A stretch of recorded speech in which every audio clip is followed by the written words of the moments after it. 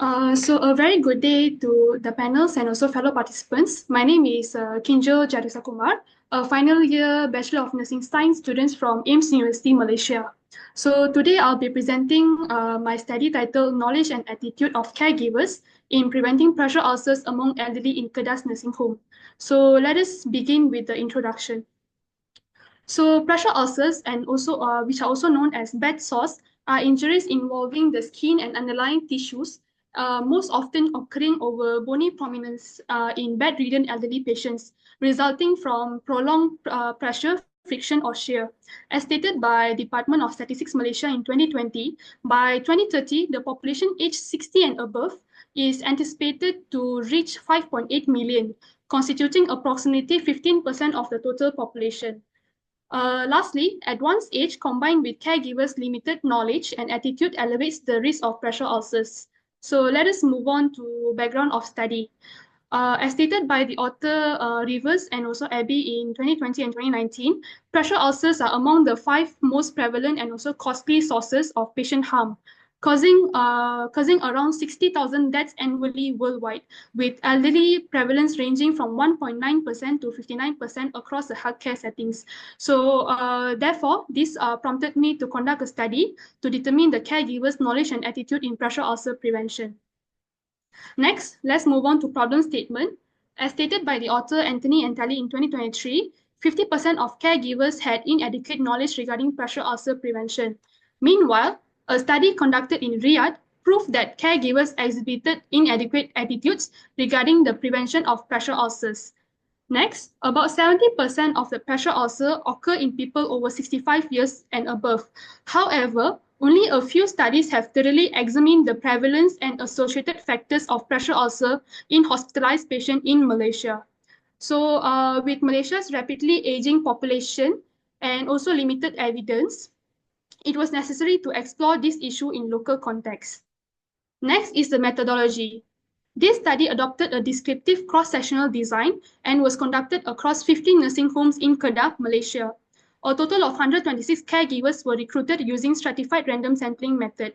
Data was also collected using structured questionnaire adapted from a validated instrument developed by the author, Sari and the other colleagues in 2021. The questionnaire comprised of 3 sections, which included demographic data with 5 variables, knowledge of the caregivers, which included 12 items, and also attitude of the caregivers, which included 11 items. The total items was 28, and this is the results for social demographic characteristics of the caregivers, whereby most of the caregivers were in the range of 21 to 30 years old.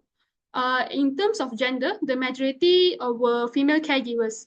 Regarding education, the highest proportion held a diploma qualification with 23.8%, followed by secondary education and certificate holders. In terms of working experience, nearly half of the caregivers, with 44.4%, had 5 years or less experience. Finally, most caregivers reported that they have never attended any workshops or conference related to pressure ulcer prevention. Taken together, these results indicate that most caregivers in this study were young, female, diploma qualified, and had not received additional training on pressure ulcer prevention. So this slide is showing the mean score range of knowledge and attitude in preventing pressure ulcers among caregivers, where the cutoff point used was Bloom cutoff point.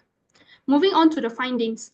The findings reveal that 56.3% of the caregivers demonstrated a good level of knowledge regarding pressure ulcer prevention. Meanwhile, 69.8% of the caregivers displayed a positive attitude towards the prevention practice.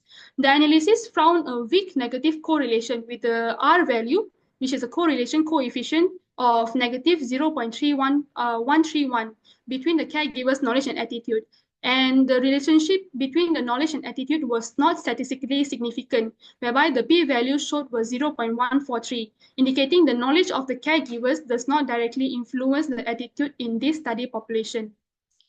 Moving on to the discussion, for the first hypothesis, it was supported as the caregivers showed, 56.3% of the caregivers showed a good level of knowledge, which was also supported by the previous study, in which the caregivers also showed high level of knowledge, whereby, therefore, the hypothesis 1 was accepted.